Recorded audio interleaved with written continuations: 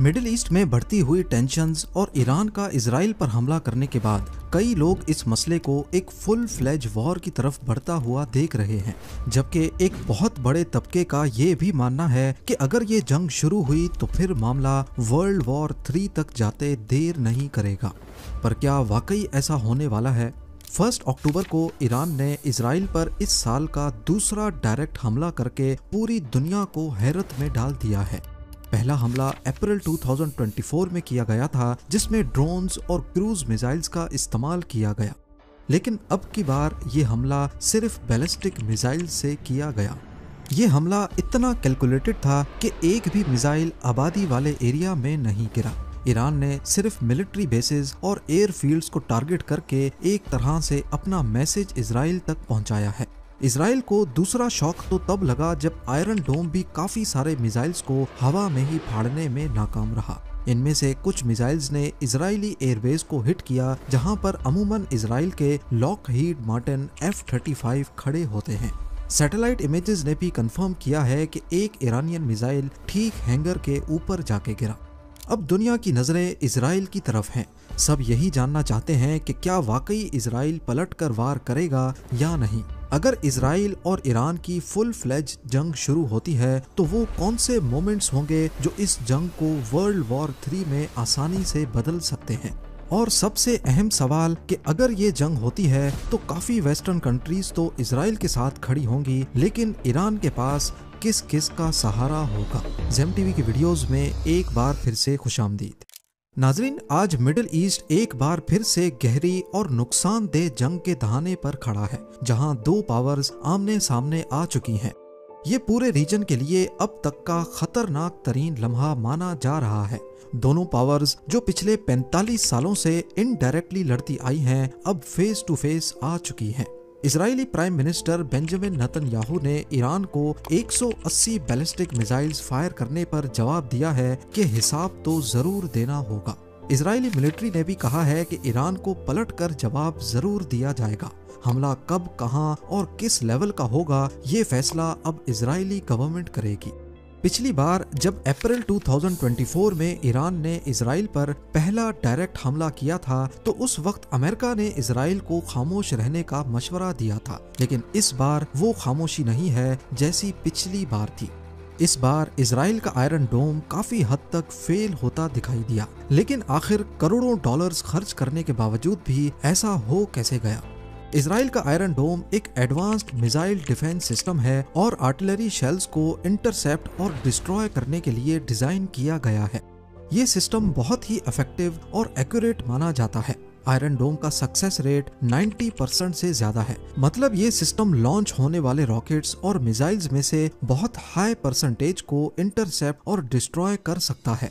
Iron डोम automatically identify करता है कि कौन से रॉकेट्स पॉपुलेटेड एरियाज या इम्पोर्टेंट इंफ्रास्ट्रक्चर की तरफ जा रहे हैं। सिर्फ उन्हीं रॉकेट्स को टारगेट किया जाता है ताकि रिसोर्सेज सेव किए जा सकें। लेकिन फिलहाल इस आयरन डोम की कमजोरी ये है कि ये एक साथ 80 मिसाइल्स को ही रोक सकता है, और तभी ईरान ने कैलकुलेट करने के बाद आयरन डोम की कैपेबिलिटी से 2 टाइम्स ज्यादा मिसाइल्स लॉन्च किए। इजराइल की हिस्ट्री में देखा जाए तो कोई भी एक ऐसा इवेंट नहीं मिलता जिस पर उन्होंने अपने ऊपर होने वाले हमले का जवाब ना दिया हो। इसीलिए ऐसा लगता है कि इस बार भी हमले का जवाब जरूर दिया जाएगा। इवन अप्रैल के अटैक्स के जवाब में भी इजराइल ने ईरान पर जवाबी कार्रवाई करते हुए इस्फहान की एयरबेस पर मिसाइल अटैक किया था, लेकिन वो ईरान के 170 ड्रोन्स और 30 क्रूज मिसाइल्स के जवाब में इतना छोटा था कि मीडिया पर इतना ज्यादा हाईलाइट नहीं हुआ। यहाँ तक कि कई दिनों तक पता ही नहीं था कि ये हमला इजराइल ने किया है या किसी और ने।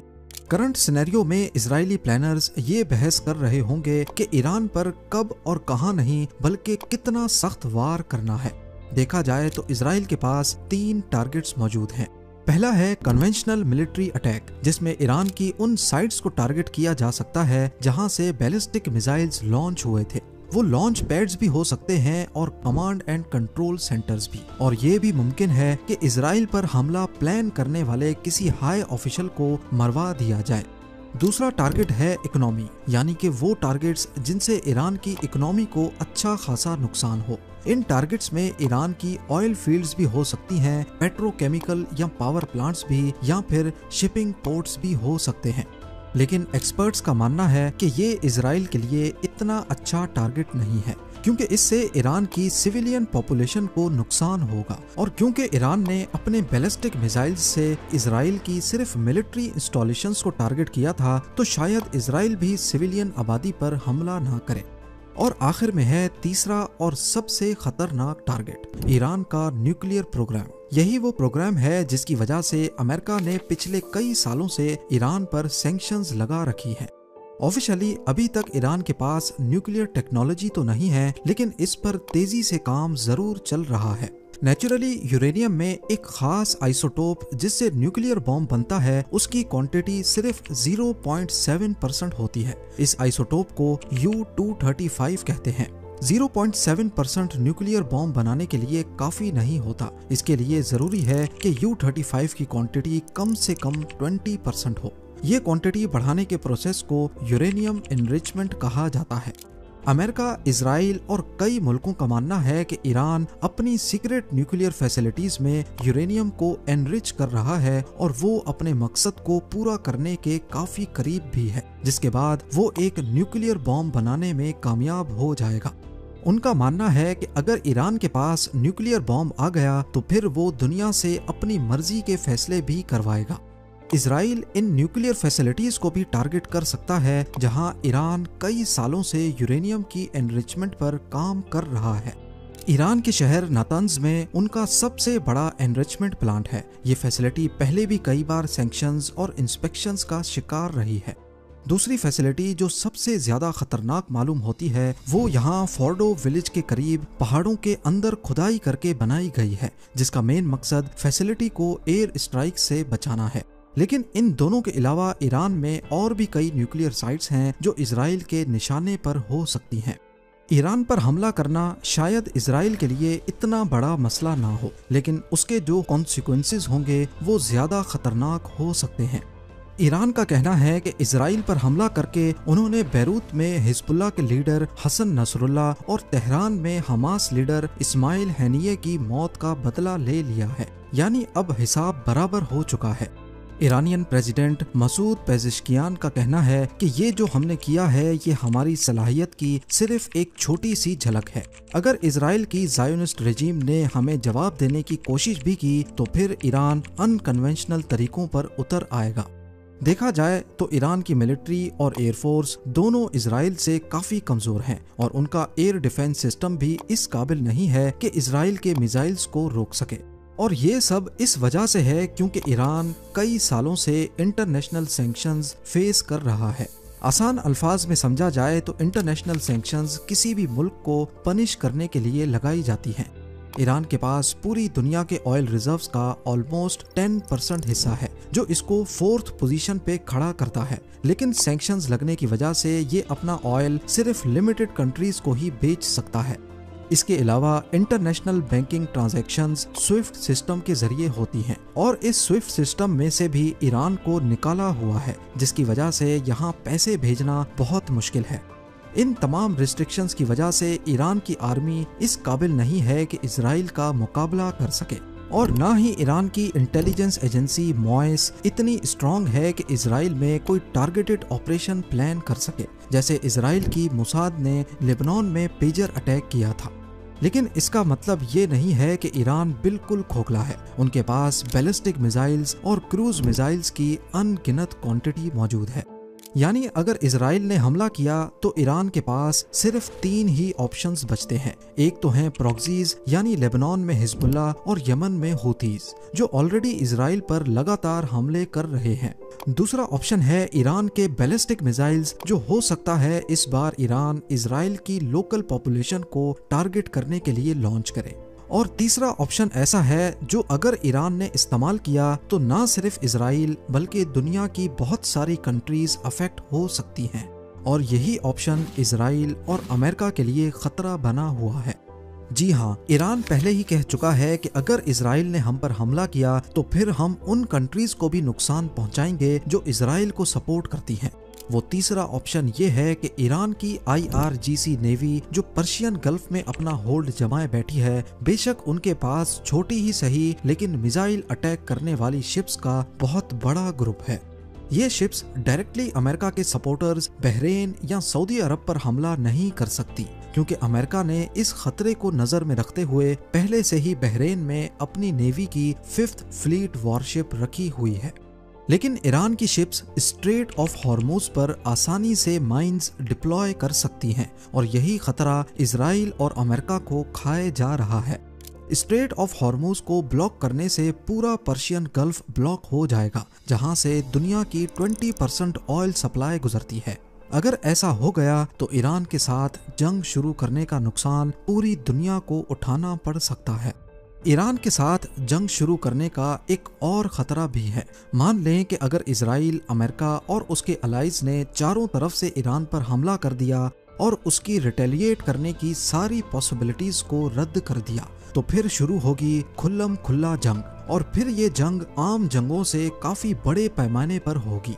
अब इसमें रशिया को भी कूदना पड़ेगा और चाइना को भी, क्योंकि ये दोनों कंट्रीज ईरान की स्ट्रेटेजिक पार्टनर्स हैं। रशिया की बात की जाए तो सीरिया में ईरान और रशिया दोनों एक दूसरे को सपोर्ट करते हैं। हो सकता है अमेरिका के खिलाफ डायरेक्टली रशिया जंग ना लड़े, लेकिन ये ईरान को वेपन्स फराहम कर सकता है। पॉलिटिकल और डिप्लोमेटिक लेवल पे भी ईरान को सपोर्ट करेगा। इसी तरह चाइना भी ईरान का स्ट्रेटेजिक पार्टनर है, लेकिन डायरेक्टली मिलिट्री सपोर्ट चाइना भी नहीं देगा। हाँ, ये जरूर है कि चाइना ईरान को सपोर्ट करने के लिए उससे ऑयल खरीद सकता है, यूनाइटेड नेशंस में ईरान को सपोर्ट कर सकता है और USA पर प्रेशर भी डाल सकता है। नॉर्थ कोरिया भी ईरान का इनडायरेक्ट अलाई है, जो छुपकर ईरान को वेपन्स में सपोर्ट कर सकता है। तो अब हमारा मेन सवाल कि क्या इस कंडीशन में वर्ल्ड वॉर 3 स्टार्ट होने के चांसेस हैं या नहीं। वर्ल्ड वॉर ऐसी जंग को कहते हैं जिसमें दुनिया की बड़ी पावर्स जैसा कि USA, रशिया, यूरोप और चाइना आपस में लड़ पड़े, अपने अपने अलाइज समेत। लेकिन ईरान पर हमला करने की सूरत में ऐसा होना काफी मुश्किल तो है, लेकिन नामुमकिन नहीं। वर्ल्ड वॉर 1 और 2 में भी कई ऐसे केसेस देखे गए जिसमें एक कंट्री ने दूसरी कंट्री को सिर्फ सपोर्ट किया, लेकिन फिर भी वो वॉर में डायरेक्टली इन्वॉल्व हो गए। आर्च ड्यूक फ्रांज फर्डिनेंड की असैसिनेशन के बाद ऑस्ट्रिया हंगेरी ने सर्बिया पर हमला किया। इस जंग में जर्मनी ने ऑस्ट्रिया हंगरी को सपोर्ट किया तो रशिया ने सर्बिया को। ऐसे करते करते फ्रांस और ब्रिटेन भी इस जंग में शामिल हो गए, क्योंकि वो उस वक्त रशिया के अलाइज थे। इस तरह अलायंसेस के थ्रू वॉर का स्कोप बढ़ता चला गया और वर्ल्ड वॉर 1 शुरू हो गई। ऐसी ही एग्जांपल्स हमें वर्ल्ड वॉर 2 में भी मिलती हैं। जब जर्मनी ने यूरोप के मुल्कों पर हमले किए तो इटली ने उसकी मदद की। इस सपोर्ट की वजह से अलाइड पावर्स जैसे कि ब्रिटेन, फ्रांस और USA ने इटली को भी टारगेट करना शुरू कर दिया। बेशक उस वक्त तक इटली ने खुद कोई हमला नहीं किया था। जंग की सिचुएशन में कोई नहीं देखता कि अगले ने हमले की शुरुआत की है या नहीं। जैसे अभी इजराइल और ईरान के कॉन्फ्लिक्ट में अमेरिका दूर दूर से ही इजराइल की मदद कर रहा है, इसी तरह वर्ल्ड वॉर 2 में भी पहले अमेरिका खुद को जंग से अलग रखकर अपनी इकोनॉमी पे फोकस करना चाह रहा था। लेकिन फिर एक वाकया हुआ जिसकी वजह से अमेरिका ना चाहते हुए भी जंग में कूद पड़ा। ये जापान का पर्ल हार्बर अटैक था, जिस पर जेम टीवी की ये डिटेल वीडियो भी आप देख सकते हैं। इसका लिंक डिस्क्रिप्शन में मौजूद है। कुल मिलाकर बात यह है कि ईरान पर अगर इजराइल ने बड़ा हमला किया तो इन दोनों मुल्कों की फुल फ्लेज वॉर शुरू हो सकती है, और अगर इस जंग में अमेरिका ने शिरकत की तो फिर जंग पूरे रीजन में फैल सकती है और चांसेस हैं कि वर्ल्ड वॉर 3 भी शुरू हो जाए। लेकिन ये सिर्फ अजम्पशंस हैं, ऐसा होगा कि नहीं ये तो वक्त ही बताएगा। आपकी इस पूरे मामले में क्या राय है, मुझे कमेंट सेक्शन में जरूर बताएं। उम्मीद है जेम टीवी की ये वीडियो भी आप लोग भरपूर लाइक और शेयर करेंगे। आप लोगों के प्यार भरे कमेंट्स का बेहद शुक्रिया। मिलते हैं अगली शानदार वीडियो में।